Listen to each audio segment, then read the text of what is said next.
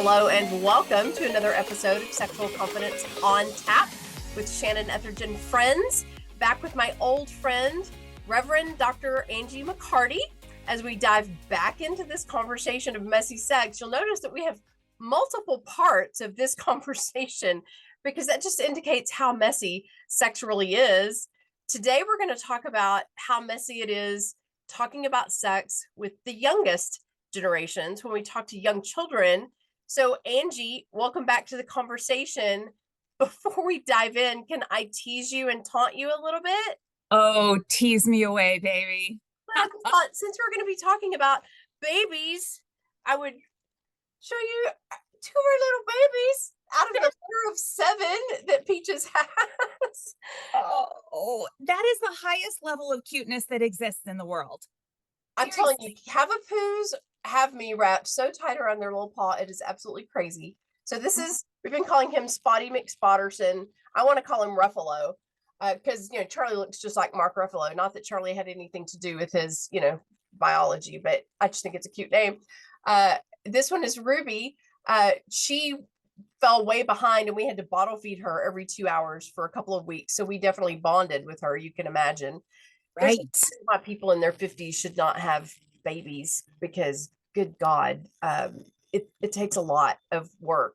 But these little guys are going to be 8 weeks old this week, and they are ready for their forever homes along with 5 other brothers and sisters. So I just wanted to tease and taunt everybody. I know that you're a Cavapoo lover too. Uh-huh. Oh, yeah, that's the sweetest. Yeah, it's a lot of fun around our house. And I have to say that I've done both. I've raised real babies and I've raised fur babies. In this season of my life, I prefer the fur babies. They're a lot easier. And here's the thing. We didn't have to tell Peaches how to do anything. We didn't have to tell her how to conceive these babies. We didn't have to tell her how to birth them, how to nurse them. It is so intuitive. With human beings, however, it's a very different story. So let's talk about what should we be telling and instilling and teaching in our children, and what should we not be, and what ages do you know? And I know that you have done so much more research on this topic than I have. I basically wrote a few books, raised a couple of kids, and as my kids were growing, I realized how much I probably don't trust my own books because it is so organic. Like what you think you should do, it's just very different because I think every conversation has to be custom tailored to every individual child. And my children were as different as day and night, my girls. Right. So start us off. Tell us about the research that you did and the findings. And I'm sure that you probably had the same feeling of, oh gosh, I probably jacked up my kids just a little bit. Well, of course, I jacked up my kids in so many ways, and I have 3. And when I think that, there's like one type that the firstborn is, and the second type, and that the third kid is going to be more like one of the other 2. No, there's a third type. Like it's not just boy, girl, and they're different. No, like each kid is so different within families and outside of families too. Really all of the research that I have done has been focused on adults because I want to clarify a sexual ethic that is life-giving in light of what they learned as children or adolescents. So I am seeing the result of bad teaching. Yeah. Bad teaching by Shannon and Angie and a bunch of other people too. Right. And All so of us who knew enough to be dangerous, right, but didn't know what we didn't know. right, with the best of intentions. So I'm seeing the result of that, which is how I'm forming what we should be teaching our kids.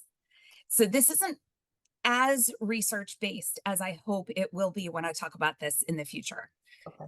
So when I think about how I taught my kids, even with what you and I taught, and knowing the biology and statistics and all about STIs and the emotional component, what I knew was that I wanted my kids to feel like sex and their sexuality was a positive.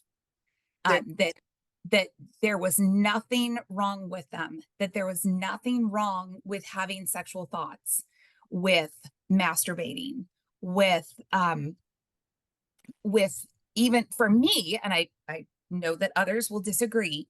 I didn't want to make my kids having sex before they were married the be all end all worst thing that they could ever do, which Almost was as if it was a salvation doctrine. Might exactly go to hell if you let that happen. Good right. God. Um, and so that was kind of the guideline that I used. Speaking of different kids, my daughter was so interested and had such great questions about, you know, the mechanics of things, like the more concrete aspects of sex and sexuality. My second born, who's less than 2 years younger than her, like gets the heebie-jeebies if I say the word sex, Mhm. and had no interest in talking about it, wasn't going to get teaching from his dad, so we had to kind of force the issue, like, no, we are going to talk about this. Awkward. And That's awkward. another conversation. Yep. Yeah. That sucks. Yeah. And then the third was more like his sister. But um I love that your daughter felt the freedom to come to you mhm, with her questions. You knew she yeah. had questions because she was expressing them.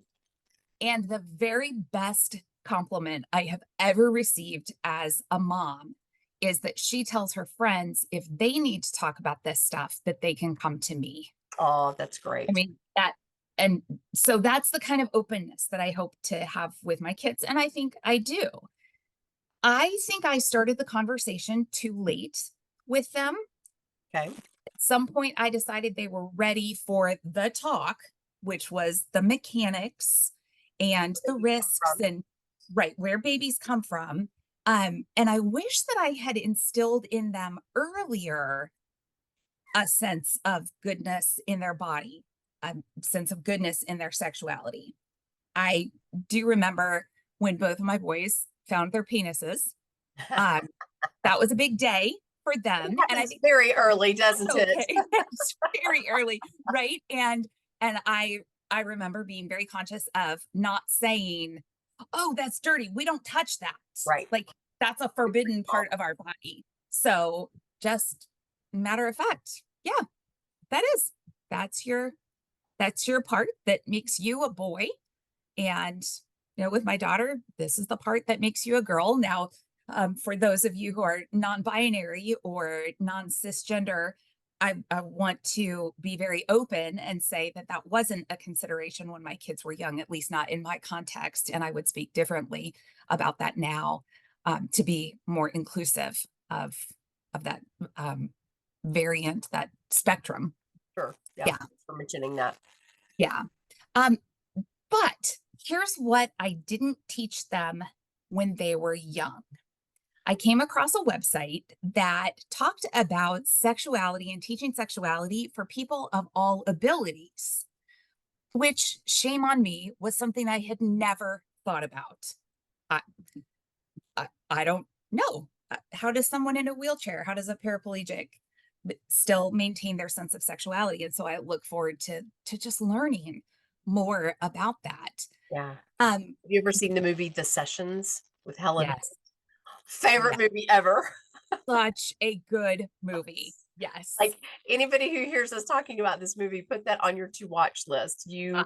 Yeah. You might be a little shocked. You might even be a tiny bit offended, but if you give it the full run, you'll be so glad you watched it. It is a Yeah. paradigm shifter and a game changer. Yes. I had completely forgotten about that. Yeah. So yeah, you can see when I watched it, it really made a big difference to me. Probably think differently about it today. But it's a movie for adults. I Yes. digressed. Let's Yeah. get back on track with Yeah. kids. Yeah. No, no, no. But the big picture topics that this website recommended for teaching people with all abilities about sex absolutely are things that I wish I would have included younger. I mean, not super young, and we'll get to that in just a minute because I don't know what I mean by super young. But listen to these topics. Teach consent.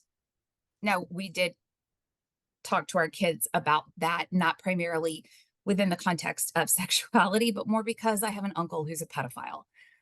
So that gave us lots of fodder for speaking about such things. But how many of us would think about teaching our kids, you have to agree to be touched uh, within sexuality, Yeah. not, nobody You have gets the to touch power to you. say no, Right, that you have right. authority over your body, You have no agency matter over your who the body. person is, no matter what role they're in Right. your life, no matter how old they are, no matter how big they are, you have Mhm. the right to say no.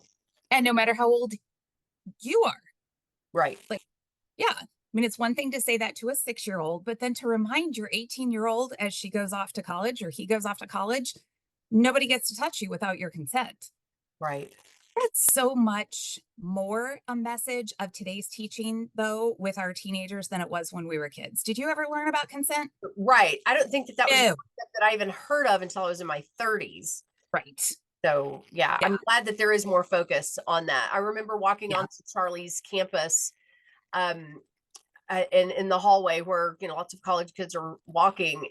They had a whole poster campaign, and I remember one of them was a girl with a bottle in her hand, the alcohol, and it said, "A slurred yes is not a yes." Nice. Yeah, just the whole campaign of it was all about, what means no, and maybe means no, and like, until you get a very clear, sober yes, you don't have a yes. And I just thought it's kind of sad that we have to educate college students about this, but the Right. reality is that we do. We do. And instead, we should be teaching our kids from a very young age that this applies when it's a stranger or when it's your boyfriend or girlfriend Right. trying to touch you, Or a that, relative, because the or a first relative. person that ever Mhm. touched me was my uncle's when I was 11, and there'd been no conversation around it. Gee, I wish Right. that my parents had told me, if anybody ever touches you, you have the right to say no. Yeah. That authority difference in children's minds is huge. You're just Huge. taught to obey your elders, no Mhm. discussion. So, Yep. yeah. All right. Are you familiar with the video "Consent is a Cup of Tea"? Yes, I love that. I, I love that. So Yes, I clever. did Here's a show list. that to my kids a lot. So I'm sure you can just go out there and Google "consent cup of tea." There's an explicit version and a non-explicit version, with language, not like body parts, but I thought it was so cleverly done. so well done. Mhm. Yeah. Yep. Yeah. So consent. How about teaching that orgasm is a thing that feels good?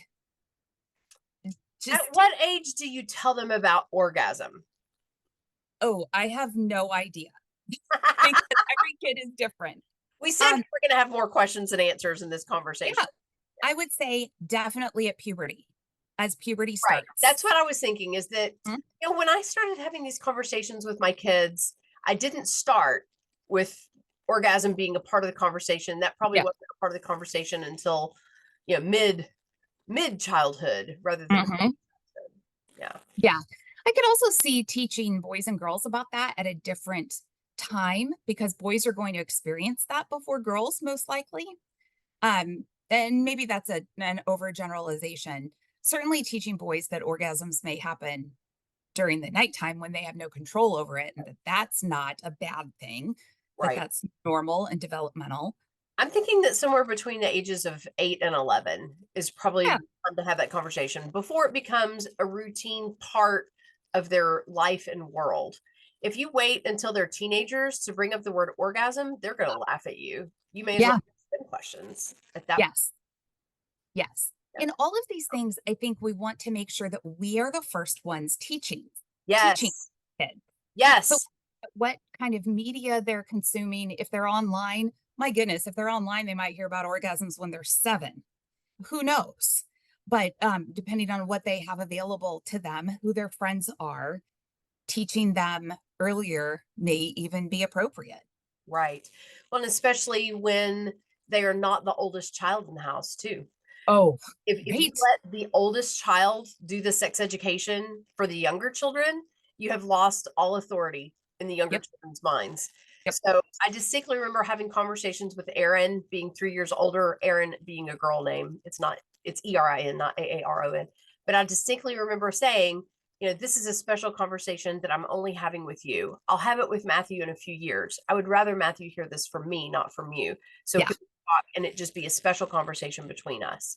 Yeah. So Not a remind your secret. child that this is just for us, and also not to be shared with their friends, Mhm. because you don't want to get that call from someone's mom that your kid told my kid. Although I do have a quick story I want to interject about that. May I? Yes, please.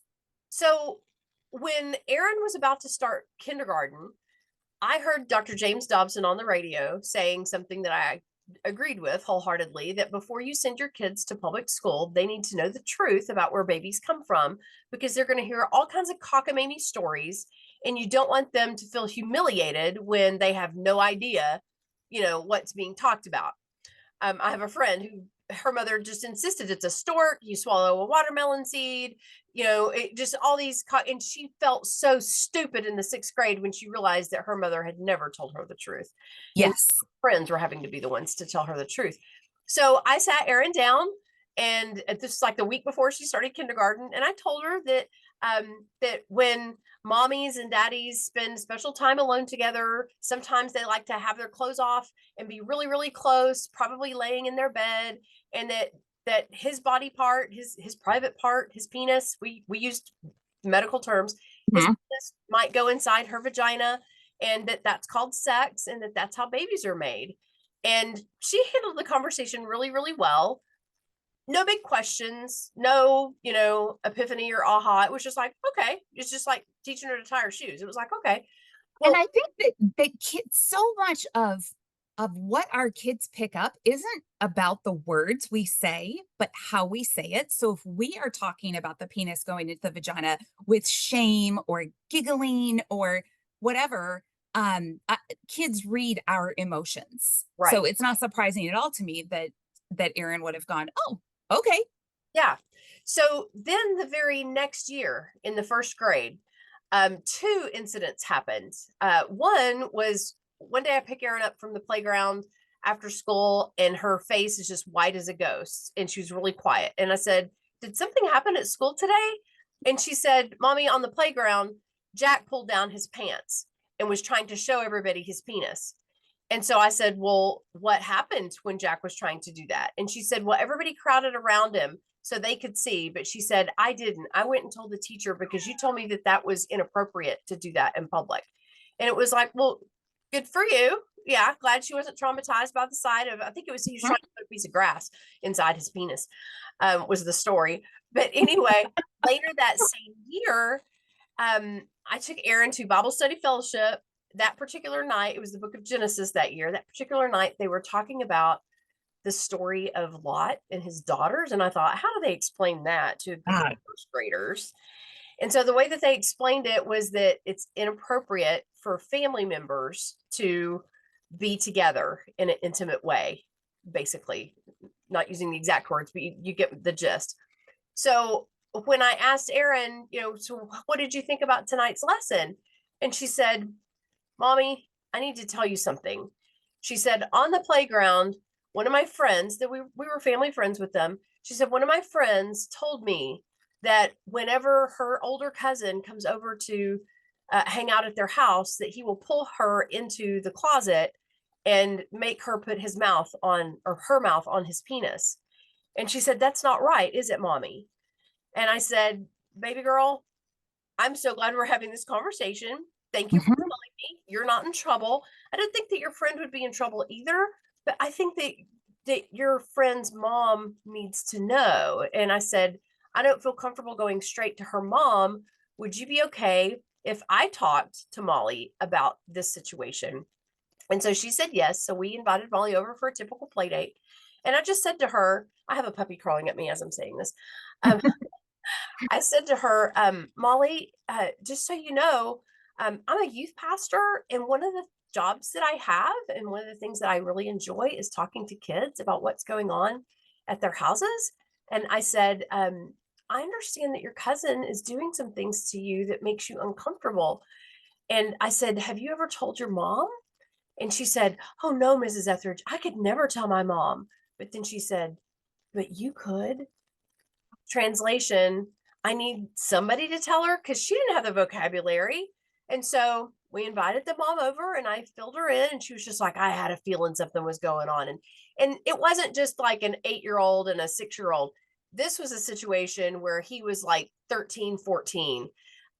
Big age difference. Because I know there's going to be innocent childhood sexual play that's not quite Mhm. as traumatic for a child as something where there's a significant age difference and a sense of Yeah. authority. But yeah, either way, whether it's innocent childhood sexual play or whether it's sexual abuse, a parent needs to know. And how else will kids know to talk to their parents about it unless their parents have talked to them about it? So I love your concept of we have to talk to them about consent. Mhm. Mhm. Continue. Yeah. Thinking about pleasure and orgasm, I remember reading an op-ed in HuffPost years and years ago that I can't put my hands on anymore. And I'm not the kind of person that remembers everything I read. I'm very jealous of people like that. But the title was something like, "What if we told our daughter sex was supposed to feel good?" What a And concept. what a concept. And I was never taught that growing up. Never thought that I could ask for it to feel good. And honestly, I don't know You many felt bad for feeling good. Oh my gosh, of The course. message is definitely, this feels so good. Surely God wouldn't approve. Surely my parents wouldn't approve. And I think that we all had that idea in our mind of, I have to keep this a secret from my parents because I'm sure they've never experienced this. Right. You know, Right. it's like this Because magical secret. we were never told that it was a possibility. And the article talked about how sometimes we wrongly assume if we tell our kids it's supposed to feel good, that they're going to go out and like have sex with everybody because it feels good. Right. We want to seek out what feels good, but there's something about sex and the intimacy that feels good that is actually the opposite.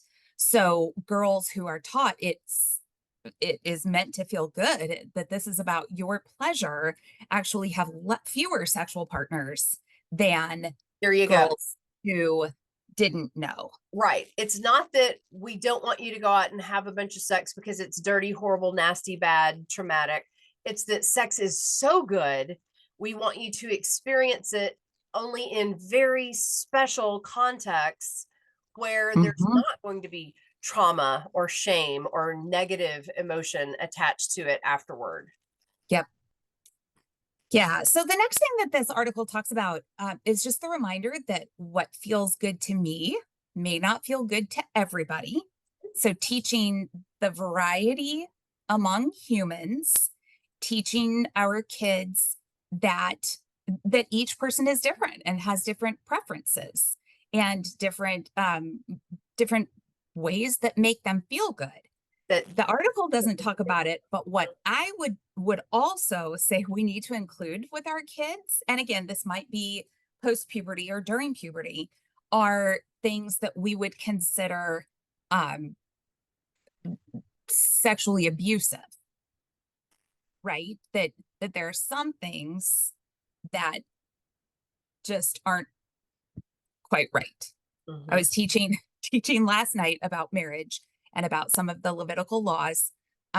Sex with animals is not okay. um, but at the same time, reminding that we get to decide what feels good to us, which leads into the next point about masturbation. How do our kids come to know what feels good? I remember Shannon, you and I used to say that studies show 98% of adolescent boys masturbate, and the other 2% are lying. And chances are there was probably at least 10 to 20% who weren't doing it at all for whatever reason, that maybe we made them feel like, what's wrong with me that I'm not doing that? Mm-hmm. Yep. We had a conversation last week in a class that I'm teaching right now about masturbation, and someone said that she was taught that masturbation is a sin and quoted the verse about not spilling your seed. Onan. Has Yes. nothing to do with masturbation. Nothing If to do with masturbation. And if so I you're asked her, confused about that passage of scripture, ladies and gentlemen, go back to the episodes that we recorded early on in the series on the masturbation conversation, and we unpacked that scripture very deeply. good, Yeah. good. Yeah. And this was a woman asking this question. So I asked her, what seed would you be spilling if you masturbated? Her eyes got so big, like Paradigm shift. realization that, I mean, there was like this light bulb above her head that went off. And she said, all of my life, I've thought that it was a sin. And, I would and say that probably 80 to 90% of kids who grew up in Christian homes have had this instilled in them either by parents, pastors, youth pastors, abstinence educators, or it's just the assumption because it's never talked about. right. And it is And so difficult sometimes to convince adults that there is nothing in scripture forbidding masturbation whatsoever. yeah, In fact, there are some biblical scholars who believe that the passage of scripture about drawing from your own well, drinking from your own cistern, that that's not just in reference to your marriage partner versus coveting somebody else's marriage partner. mhm, That's intended also for single people to take care of themselves. God designed us with that ability, and I would even say proclivity, wouldn't you? I would. Yeah. Yes. Yes. That's just And to let our kids know that it's natural and normal to mhm, feel the desire to touch yourself there.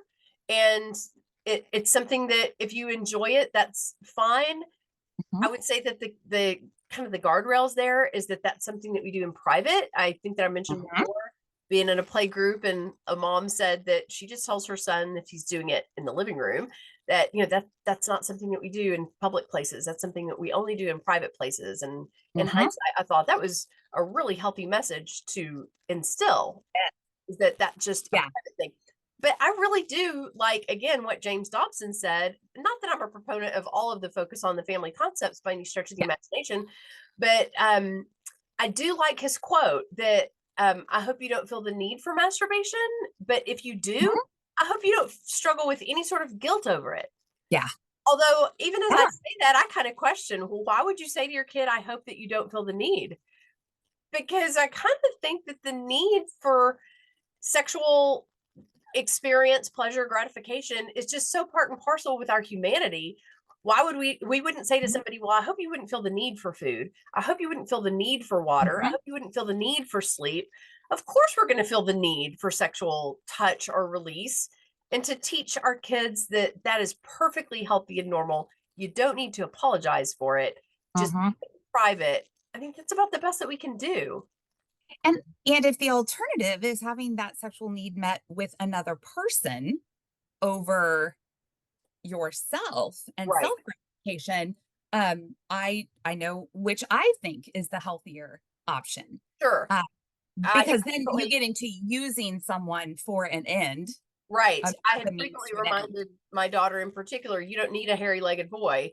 If you need some sort of sexual, pleasure, that's something that you're capable of producing on your own, and even suggested, some various ways to do that, which mortified her that I would even go there, but you know, it is what it is. Um and then also, I think that it's important to distinguish, because right now younger people, like younger parents, people in their 20s or 30s who are raising little kids right now, they're panicking going, but I don't want to teach my kids to watch pornography, because in this younger generation they have tied those two together. They Yes. masturbate to porn because Right. you had a smartphone since you were 12 and it's Right. been so easily accessible. So I think that teaching our kids that you don't necessarily need external images, that Mhm. God wired And our brains to be able to produce our own sexual thoughts and feelings inside our own body. I think that that's an important message. I do too. And sharing that we are learning that porn rewires our brains and causes harm in relationships Becomes an in the addiction. future. Sure. Right. Right. And or sets people up for unreasonable expectations Oh, big and time. all kinds of issues with porn. Right. Um, not to mention the exploitation of women and sex workers and the things that come along with that. Um, There's yeah. a fantastic chapter in a book called The Empire of Illusion by Chris Hodges, I think. It may be Hedges, but I think it's Hodges. And it's all about what the pornography industry does to human beings to be able to produce those little 45-minute Mhm. vignettes or whatever. And it will have you on your face sobbing. It is so Yeah. sad and mortifying. But again, we're digressing. But yes, to teach your Yes. children that pornography is not a good sex educator. It's Mhm. not a healthy way to supercharge your sexual pleasure. Mhm. That masturbation is normal. But you know what? They only invented pornography in 1952 with the invention of Playboy magazine. What did we do for centuries before that? You do not need pornography in order to masturbate. Yeah. Yep. Agreed. And then I would add that we ought to be sharing the Song of Solomon with our children. That the beauty of that, I read that to a class that I taught this last week, and I didn't tell the women it was from the Bible before I read it. I'm sure some of them knew where I was going, Mm-hmm. but the beauty of that book and understanding what sensuality sounds like and how God inspired that to be written by King Solomon is just beautiful. Mm-hmm. Now, I also want to teach my kids about other places of sex in the Bible. I would offer my kids hate talking about this crap because I go into the weeds and especially about the word sexual immorality and fornication and pornea and all of that stuff. They're like, geez, mom, come on. You have to But dissect it that to that degree. yes, It's but important. The dissection is important. absolutely. And asking them what how do they think that is interpreted? What does sexual immorality mean to you today? This is what I think Paul was referring to, but we can receive wisdom from these statements about how to best use our bodies in the way God believes they should be used in Right. our sexuality. Right. Yeah, and honestly, if my kids had said, I think that the Song of Solomon completely nullifies all of the other verses about sexual immorality, and I am just going to go out and have as much sex as I possibly can, of course, I would take that another direction. That what our kids say, they don't know. They don't have fully formed frontal lobes. Right. I mean, when does that happen? and I that we think could that have an learning to trust the natural brake pedal that is built in to all of us. I think that human beings do have an internal sense of when is it enough food? When is it enough to drink? When is it enough sleep? And when is it enough sexual stimulation? And Mhm, trusting that there may be moments where our kids are very curious. There may be seasons where they're very curious and they're touching themselves a lot and they have a lot of questions. But then there may be other seasons where it's like, wow, they haven't brought it up in a really long time and there doesn't seem to be any overt signs of curiosity. You know, it ebbs and it flows. When you think back to your childhood, yeah. was that the way that it was? Oh, yeah. There were seasons where it really piqued your curiosity, and there were other seasons where it wasn't even on your radar. No, got too much to do. Who has time for that? Right, right. Any other exciting things to tackle? Okay, so Angie, I feel like for the sake of time, we have to press the Yes. pause button. We have started out this conversation about what to talk to your young children about, but I think that we've also dipped our toes in the water of what to talk to teenagers about, especially when it comes to the pornography thing. Although, I mean, let's be real, most people say that they found pornography between the ages of 5 and 8 years old. So I My don't think that children are too young to have that part of the conversation. I also remember distinctly Erin being in probably about the second or third grade, and we were picking up trash along the side of the road, and somebody had thrown out a pornographic magazine, and she was the first one to stumble upon it, and it traumatized her. And that night, Mhm. as I was tucking her in, I was just like, you know, Erin, I'm so sorry that you found that before I did, that wasn't meant for your eyes, but do you have any questions? And she said, Mommy, those people weren't married, were they? That was the only thing, the only question that she could think to ask, but that was Yeah. focus that we were putting on sex should be in the context of a lifelong committed relationship. And she just intuitively knew. And so Yeah. don't panic when these episodes happen of your kids Mhm. get exposed to something. Look at it as a teachable moment. Yes. Don't panic when they bring home stories from school. Of course, they're going to bring home stories from school. Yes. And don't you want them to bring those stories to you instead of sitting on them? And don't panic if a parent is calling you to let you know that, hey, there's something going on with your child that you probably need to know about. That person is your new best friend. If they care enough Yes. about your child and your relationship with your child, that they would bring you into the know. So, we're going to pick this conversation back up with more focus on how to talk to your teenagers and maybe even young college students. Do we dare to go Oh, to that sacred territory? they're still my kids. That's true, but it's like once they get their car keys, it's like, okay, you don't know anything anymore. I'm out of here. But yeah, I Exactly. definitely think that it should be an ongoing conversation within limits. But Yeah. we'll talk about that more on the next episode of Sexual Confidence on Tap with Shannon Ethridge and friends. And we love you for listening. And thanks for tapping on us.